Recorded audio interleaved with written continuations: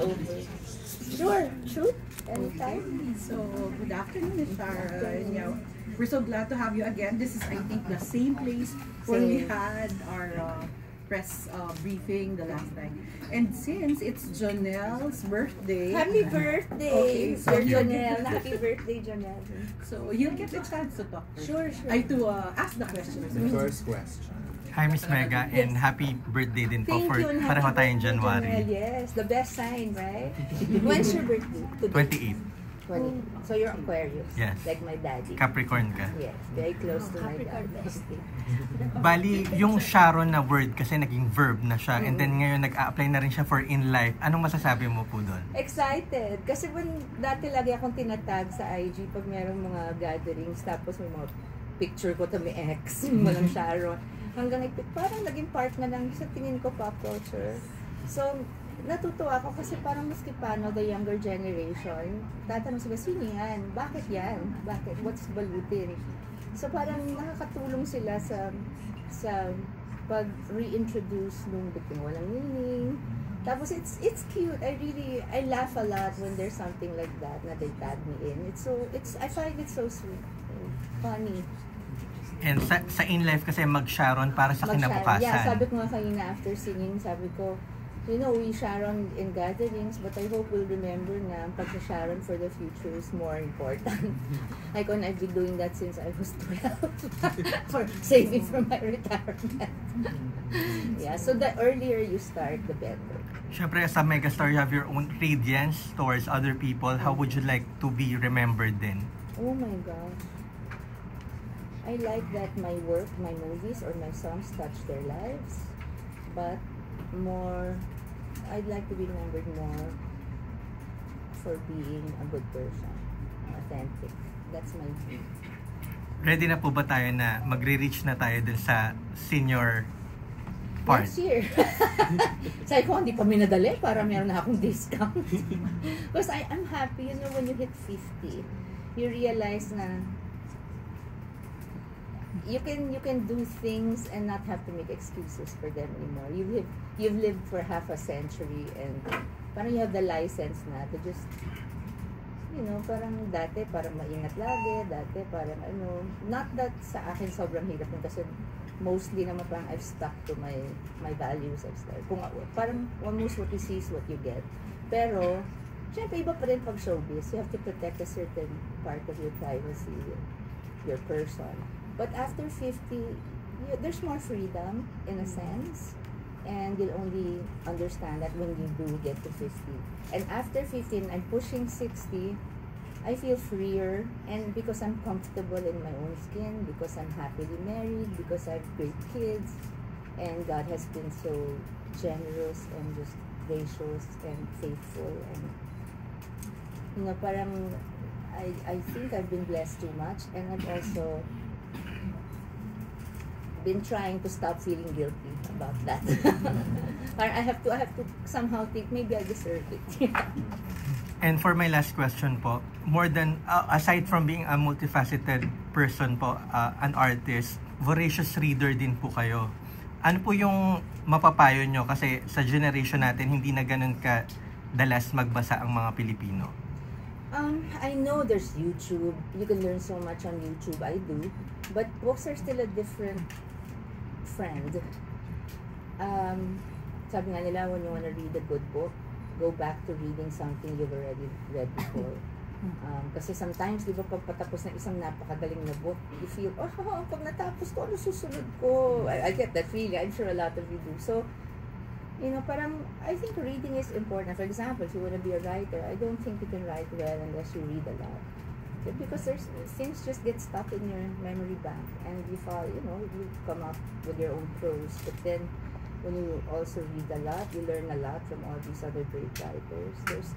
There's such magic in the written word that you can't find anywhere else, I think. And now, you can take yourself off to another land, another time period, ever since, no? But these kids should realize books take you there. Books do that for you. And because books are more, I think the practice of reading books is infinitely more interactive than just watching something. Lalo na pag retired period ka na rin. Oo.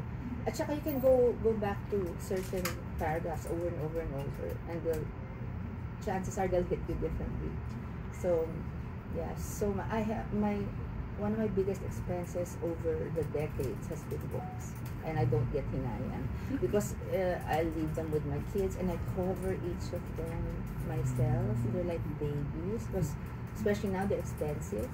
But also, and my books are not all, I like architectural books, I like interior design, I like, whatever in the home, there's decorating, there's organizing, there's cooking. It's not all just, all these highfalutin, Of course, I learn a lot from biographies, but it's all these books that, my God, there's a whole universe out there that you will learn just from reading. It starts in childhood, in grade school, and if you just are able to nurture that and just understand how valuable it is. It's a gift to be able to read, and it's a gift to be able to understand it in more than one way. So I can leave the books with my kids, or I can donate them to libraries after I'm gone. I've told my kids that. So there's no wastage. Pareho po kasi tayo na expenses natin ang books it's an investment. Don't worry about it.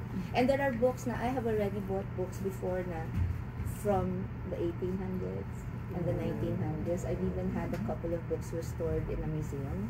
Kasi yung pages. It's you, my love. JC. What do you call it? Nag-disintegrate na. So, hi! So, I sent it to a museum, and they restored it for me. Anong book po yan? Usually, pag cookbooks na luma, because I really love cooking. And I like the science and the art of cooking. I try to understand. And when I get interested in something, I have to look at everything else around it, its periphery, even the history, the ganyan, how did they do this in old Europe, ganun ako. So, I don't know, I just find it, even my cookbooks, I read like their novels. Kasi there's a story. Dami. Well, I've always liked Stephen King because he's such a great storyteller, and I'm an actor. So, I like good storytelling. I like Danielle Steele. I was really addicted to her when I was a teenager. Ma-escapism, di ba? Escapist na books. But I read a lot of business books. Lately, they've been books on Airbnbs. Yeah, so I'm probably getting to that. But, investing, all that. But it's books give you so much. And if you read from the right authors, oh my God, there's a whole treasury. Thank you, Sharon. You came out with a blog recently about retirement. Yes. Okay. Can you share about your insights? Of course, a little bit more so that our media friends can go. What I've always known about retirement, from the time my parents were alive and I was still a little girl, I would always hear parang, when you're old na and you retire, your money should be working for you. You shouldn't be working anymore because you have to. If you're still working, you have to make sure that you're working because you want to. It's something that's out of your passion, your interests, but not anymore to make a living. But it's just going to be something to do when you're older. While you're young, the younger you are, the more years you have for your investments to really grow, the more, diba? Even in the, what do you call it, the power of compounding, that's really the secret. The younger you are, no matter how small you invest, the power of compounding will make you finish with a higher return than, let's say, the next millionaire. But you have to start as early as possible. And to those naman who didn't get to start early, it's never too late. That's why in life, I think it's the first insurance company that really came out with a real blueprint for that. So it's an offering that isn't available from other people, the way it has been comprehensively detailed by Inlife. And that's why before I endorse something, I have to be so sure, diba?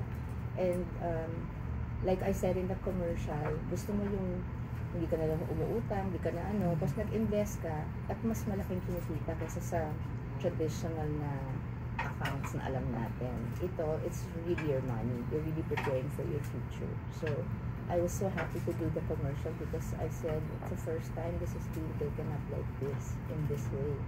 And it's, I'm happy now there's a tool like this now that wasn't really available before. Because we're so hardworking. Pero ang Pilipino, di ba, parang you want to take care of everybody. Minsan, ikaw na siya shortchange. No, you have to learn how to also pay yourself first para, you know, as time goes on, you have more to get from to be able to help more. And also to take care of yourself when you're older. Because what I realized about being so generous is when you are the one in need, you cannot really depend on anyone. Since we're